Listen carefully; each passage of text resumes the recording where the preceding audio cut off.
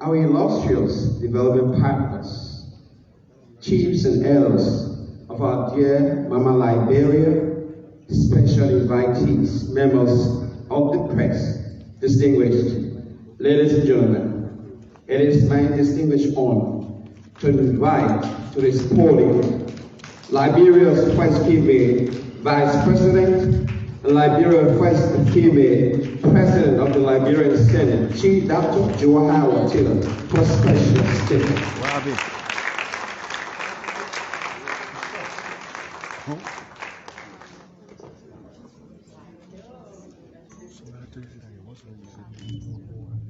Please be seated. Good morning to everyone. Good morning. Permit me to stand on the existing protocols.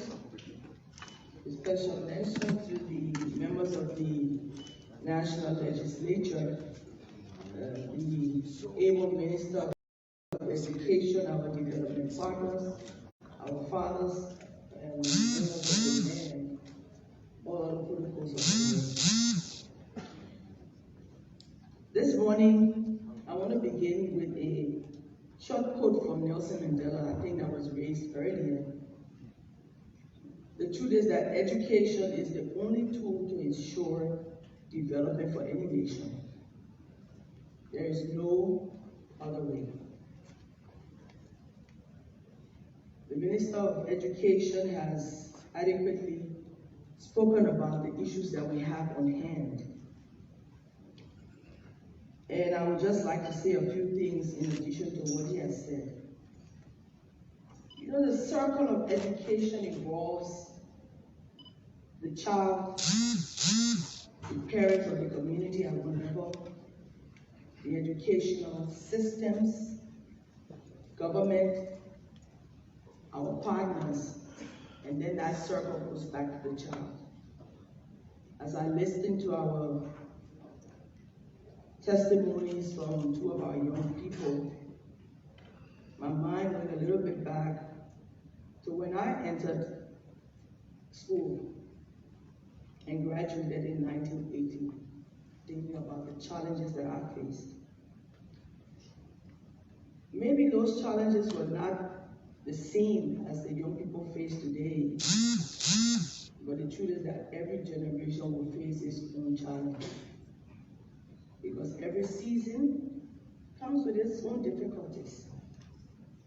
What is important is that the individual, male or female, must determine where they are, how far they want to go, and the challenges and sacrifices necessary to get there. Today, our young people have computers in their hands as a smartphone or a tablet or a computer. Those are tools we never had. And you had to walk from wherever school you were at to go to the U.S. Embassy or somewhere else that had a library to use. There are many tools available today that make learning a lot easier than when I was in high school. Howbeit, each of us must determine, like I said earlier, what your own desires are and how you can go through those challenges, ensuring that at the end of the day, each individual must take responsibility for their own lives, and they become a ripple effect of educational opportunities across our country. Are there challenges? Yes, there are. Some of them were stated by the minister. Some were stated by the young lady: sexual and gender-based violence, lack of sanitary pads for girls who cannot go to school because they don't have it, lack of interest, or young people may not have as much interest in education, maybe because they don't understand the value of the total mind being educated, and not necessarily going and sitting in a classroom. Education transgresses classroom life the different dreams and aspirations that we all have. Our statistics will show you that girls are dropping more in the last 2 years. There are many schools, as Senator Roy said, in certain areas, beautifully built, but if you pass there around school time, empty, no teachers, no students. Even as we talk about the social cultural environment that pulls our young children out of school for cultural purposes, for farming, do they understand the value of the education that we're talking about at this conference? I believe the first thing we must do is to begin to talk about why education is information dissemination for everyone to understand. You see, my father was a healthcare worker. He was the first in his generation to go to school, and so was my mother.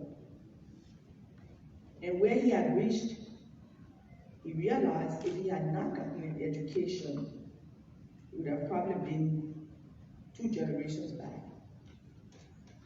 And so his conversation every single day was education first, education first, education first.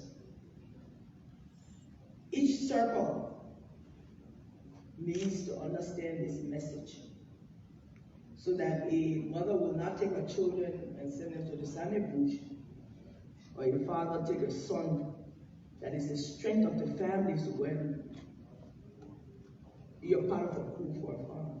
Farming is interesting, it's important, but the children must be allowed to go to school. And I think our fathers and our mothers here this morning hopefully will carry that message across the length and breadth of our country, that if we must grow and develop this beautiful land of liberty, the only way is to make sure every child on our roof has an opportunity to get an education.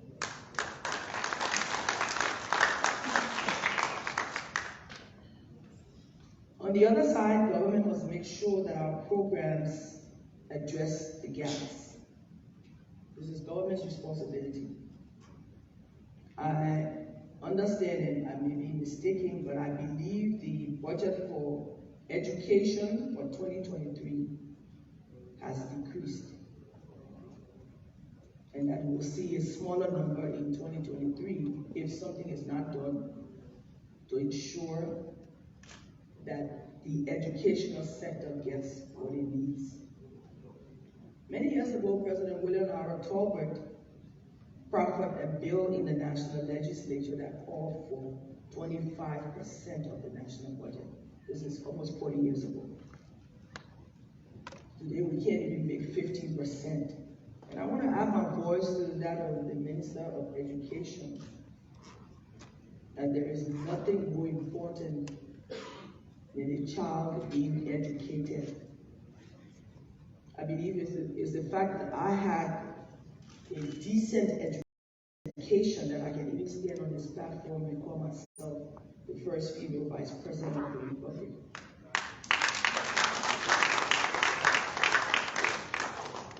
So the national legislature is filled with the responsibility to allocate the national pie. And there are many things in our budget, if you look at it, that we can cut down to ensure that what we need to raise this $1 billion over the next 5 years begins with government's condition.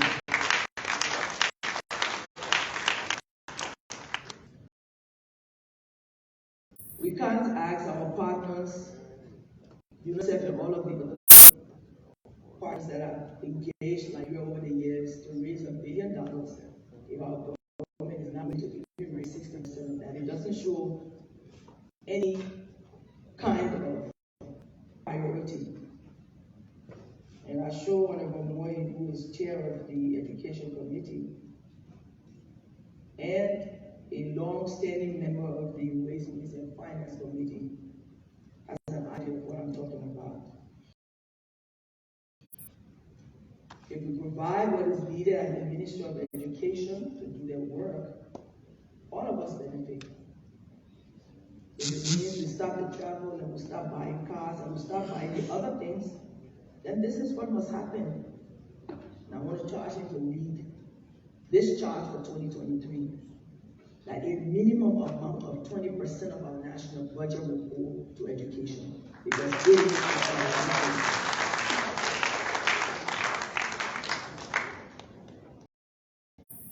So my assignment today is to do a call for action, that a robust engagement for all of our stakeholders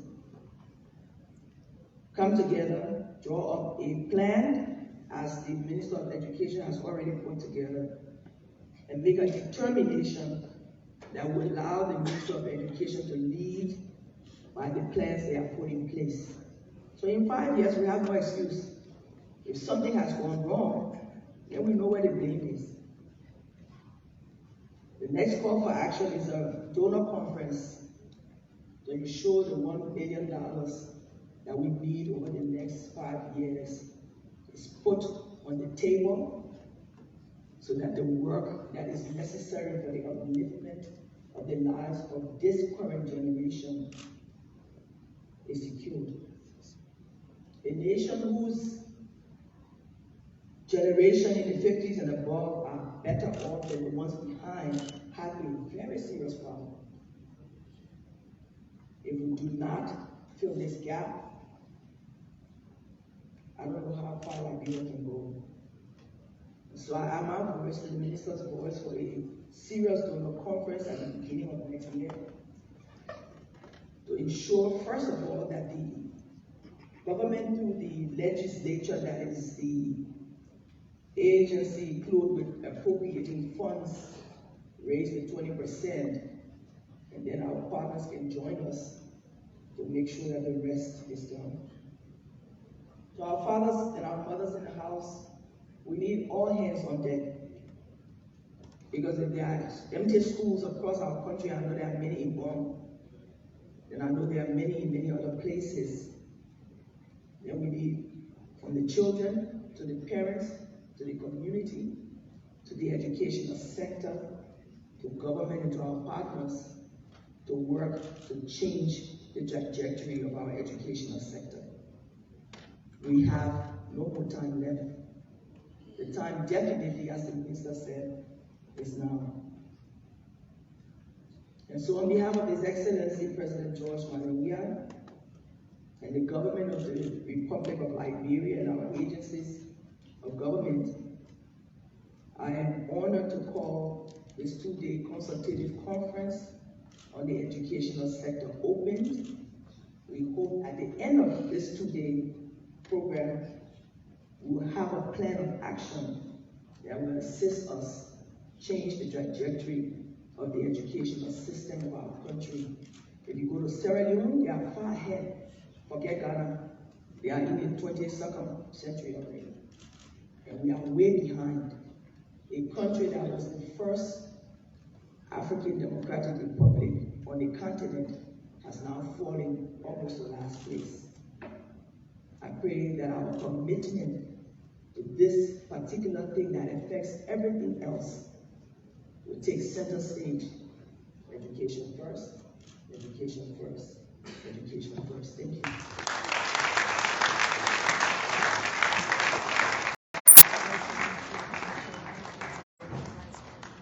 Are you guys hungry? Can you give it up to the Vice President? Education first, education first, education first.